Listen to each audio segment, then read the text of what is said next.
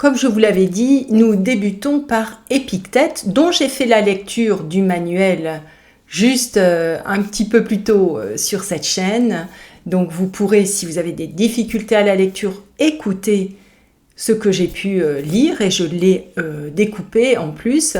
Donc voilà, ça peut vous faire un appui. Et donc on débute aujourd'hui par un petit extrait de ce manuel d'Épictète. Ce qui trouble les hommes ne sont pas les choses, mais les jugements qu'ils portent sur les choses. Voici l'extrait du manuel d'Épictète. Alors c'est un philosophe que l'on cite partout, je crois, sans jamais l'avoir lu.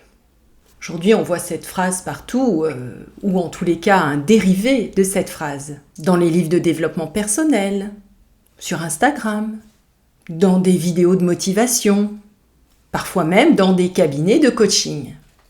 Mais Épictète n'a jamais été un gourou du mental.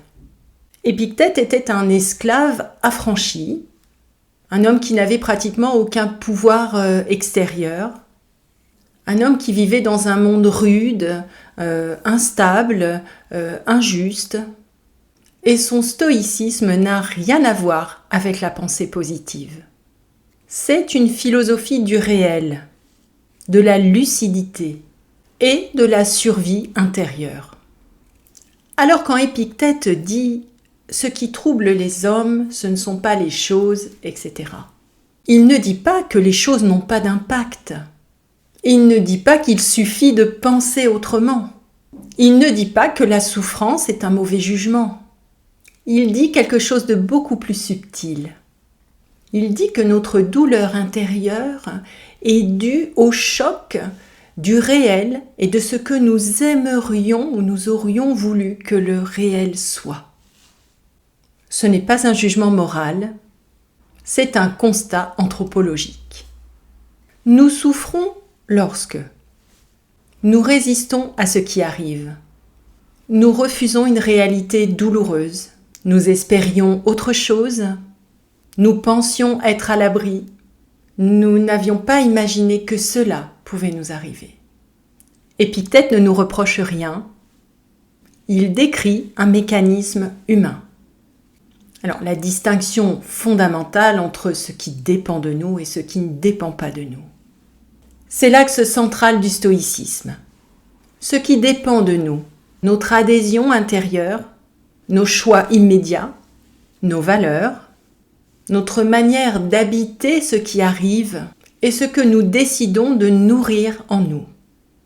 Ce qui ne dépend pas de nous, les autres, les événements, la maladie, le hasard, l'injustice, les comportements d'autrui, le passé.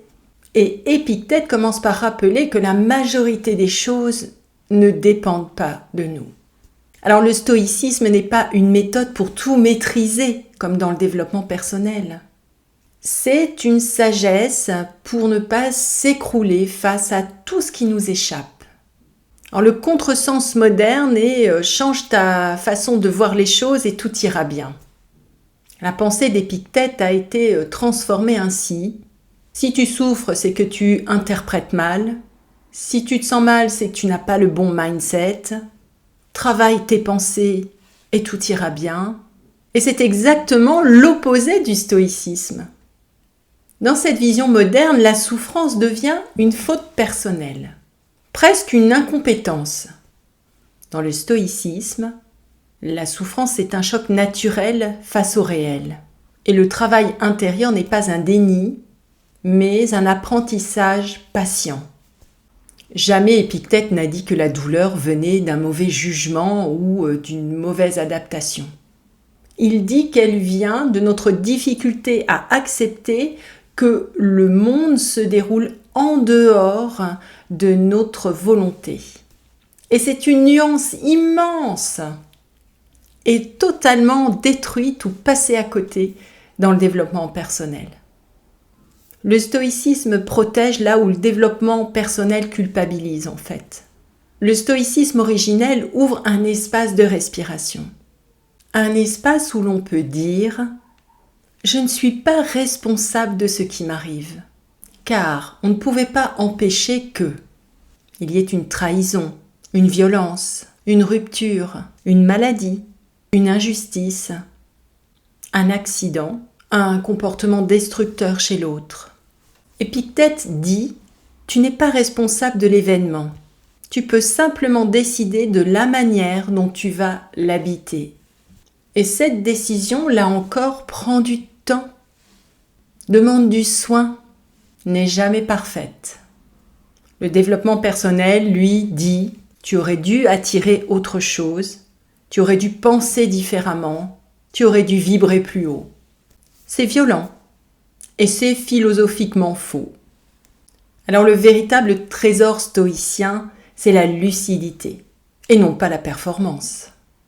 Donc le stoïcisme n'est pas une méthode pour devenir fort, c'est une manière de devenir plus lucide, plus conscient et plus stable, et devenir plus clair aussi sur ce qui est à nous, ce qui ne l'est pas, ce qui nous traverse et ce que nous ne contrôlons pas. Cette lucidité, elle n'est pas culpabilisante, elle est apaisante. Elle nous dit, tu peux souffrir, tu peux ressentir, tu peux vaciller, tu n'as rien raté, tu n'as rien échoué, tu es humain. Alors quand on lit Épictète dans le texte, on comprend que ça n'a rien à voir avec le développement personnel et ce qui en a été fait. C'est pas un coach mental, c'est un philosophe de la condition humaine. Il offre un cadre pour vivre dans un monde instable et pas une méthode pour contrôler ses émotions. Rendre Épictète à ceux qui souffrent, c'est leur redonner la nuance qu'on leur a volée et la possibilité de se dire enfin, je ne suis pas responsable de tout, mais je peux choisir comment j'habite ce que je vis. Donc je rappelle ici que rien ne remplace la lecture des textes.